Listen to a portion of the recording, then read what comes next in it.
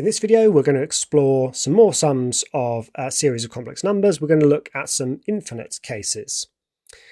So this question says two convergent infinite series are defined as follows.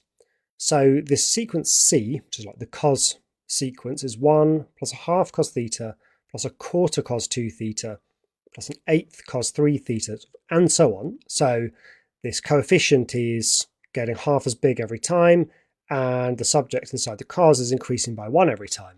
So that's definitely convergent because the cos term is always between -1 and 1, and then this the sequence of 1, half, a quarter, and eighth, that is tending towards 0. So it is convergent. And the sine sequence, the S1, begins in a similar way, no 1 at the start, half sine theta, quarter sine 2 theta, and so on. So this is a fairly common little first part to consider, like the cos version and the sine versions work out what C plus IS is. Let's explore that. So what is C plus IS? Well, what does it give us? C plus IS gives me, well, it's 1 plus nothing here, so that's just 1. And then it's this one plus I times this one. So let's pull out a half and see that what we've got is cos theta plus I sine theta. Now this one, the next one here, it's, if I pull out a quarter from these two, it's cos 2 theta and I sine 2 theta. Remember, it's IS, that's why. So cos 2 theta plus I sine 2 theta, and so on, plus an eighth cos 3 theta plus I sine 3 theta. But look what we have here. By de Moivre's theorem, this is 1 plus a half e to the I theta plus a quarter e to the 2I theta plus an eighth e to the 3I theta. And why is that so interesting? Well, we've got a geometric series. We've got a geometric series where our first term is 1, our ratio is half e to the I theta, and it's actually a sum to infinity. So C plus IS, which is an infinite series, is, the formula for that is A over 1 minus R. So it's A over 1 minus R, 1 minus a half e to the I theta. Well, we're basically there. I just have to double the top and the bottom, and I get 2 over 2 minus e to the I theta, and we're done. So nice, neat form for that, the sum of those two infinite series. Okay, on with part B. Okay, B says, hence show that S, so just the sine bit, is this. So I know now that what I need to do is I need to figure out what is the imaginary part of this. So I've got to find a way of slicing this up in such a way that I can tease apart the real bit from the imaginary bit. Now, that's a tad fiddly here because in all the previous ones, we've been able to force factorize out something from the bottom, but we can't do that when we've got 2 here. Remember, our force factorizing worked when we had things like 1 minus e to the I theta, because you can force factorize out something, you're left with 2 complex numbers with the same modulus. But here you've got that 2 there. We've got to basically just bite the bullet and split that denominator up into real and imaginary parts, and then effectively multiply by the complex conjugate. Recall from a while back that if you have a number like 3 over 5 plus 4i, how do you split that number up into real and imaginary? Well, you multiply top and bottom by 5 minus 4i and 5 minus 4i. So we're going to do that here, but we need to chop up that denominator so that we have it in real and imaginary form. So we can say that C plus IS is 2 over, and what have we got? Well, e to the I theta is cos theta plus I sine theta, so it's minus cos theta minus I sine theta. So here's the real part, 2 minus cos theta, and here's the imaginary part, minus I sine theta. So I can multiply top and bottom by the complex conjugate, which is 2 minus cos theta plus I sine theta, and down here 2 minus cos theta plus I sine theta. And by doing this, I should convert the denominator into a real number, and then I'll be able to split it apart into real and imaginary, pull out the imaginary, and that will be s. So what do we get? Well, on the numerator, if I expand this, I get 2 times that, so that's 4 minus 2 cos theta, and 2 times this, so that's plus 2I sine theta. And on the denominator, what have we got? Well, I've just got to expand this whole thing out. So I'll do this bracket times this bracket first. That gives me 4 minus 4 cos theta plus cos squared theta. Now I know the entire point about multiplying by the complex conjugate is difference of two squares. I know that this bracket times this, and then combined with this bracket times this gives me 0. So all I need to do is work out this one times this. So it's minus I times I, that's 1. So it's sine theta times sine theta, and that's plus sine squared theta. And I now have a real denominator. So on the numerator, it's 4 minus 2 cos theta plus 2I sine theta. And on the bottom, well, look, cos squared theta plus sine squared theta is 1, which gives me 5 minus 4 cos theta. And so we're basically there now, because s is just the imaginary part of this, and it's all real on the denominator. So the imaginary part is if we just take the imaginary bit of the numerator, which is 2 sine theta, and we keep the real denominator, 5 minus 4 cos theta, and we're done. Now it also says find a similar expression for c, so we can do that by just taking the real part.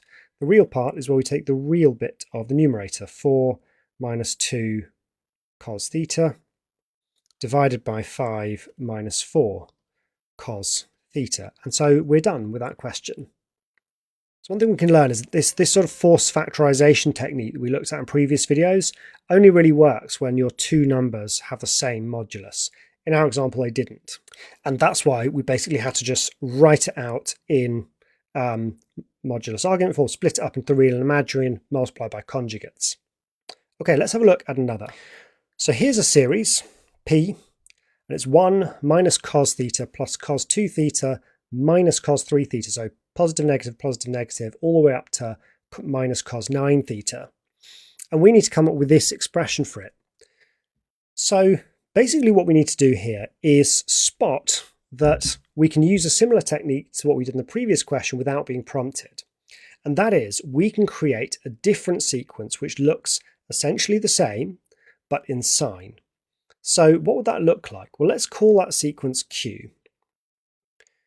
Now, this sequence goes 1 minus cos theta plus cos 2 theta minus cos theta. So it's definitely going to be doing something similar in the sign, but should it start with 1? The answer is actually no, because that 1 is basically a cos 0 theta. So if we start with a sine 0 theta, we start with a 0. And then we'll say it's minus sine theta plus sine 2 theta minus sine 3 theta, etc., all the way up to plus sine 8 theta minus sine 9 theta. So we've created an equivalent sequence in sine, and the reason we've done this is so that we can do the sneaky step of considering P plus IQ. This will allow us to form a bunch of complex numbers which form a geometric sequence. Check this out. 1 plus 0 is 0. This is 1. Now this one here, it's minus, and I'm going to put this in brackets, cos theta plus I sine theta. The next one, plus cos 2 theta plus I sine 2 theta. And each of these I can apply de Moivre's theorem to. The next one, minus cos 3 theta plus I sine 3 theta, etc., all the way up to the last one, which is a minus cos 9 theta plus I sine 9 theta. Now we hit this with de Moivre's theorem. And here's what we get. We get 1, and then what is that? That's minus e to the I theta. Then it's plus e to the 2I theta. Then minus e to the 3I theta, etc., all the way up to the last term, which is minus e to the 9I theta. And this is a geometric sequence. A is 1. Our ratio here is just minus e to the I theta, and we have 10 terms, so n is 10. So I can evaluate this as being a, and then it's r to the n minus 1. So the ratio is, you know what, since it's negative, we'll do it this way around. R to the power of 10 minus 1 over the ratio minus 1. So minus e to the I theta minus 1. Okay, so expanding this out and multiplying top and bottom by 1, well, by minus 1, I'll have a positive 1 here, and then minus this here, which is e to the 10 I theta. And down here, I've just got 1 plus e to the I theta. Okay, let's pause and give this some careful thought. If we rush into this, what we might do is try to force factorize the bottom, and that'll give us a kind of e to the half I theta thing going on, which looks good. But if we do the force factorization on the top, we'd be pulling out e to the 5 I theta. And that's going to give me like an e to the 5 theta minus e to the 5 theta, which is giving me 5 thetas, and that's not really what we've got there. So I don't really want to go in that direction then. That seems to be taking me to some trig functions I don't want in my final answer. So I'm going to leave the top as it is, but I will force factorize the bottom. So I'm going to leave that for now. We'll just see what happens until we get some clarity. So force factorizing out an e to the, let's see, e to the half theta, half I theta over 2 gives me e to the I theta over 2 plus e to the minus I theta over 2. Well, that looks useful because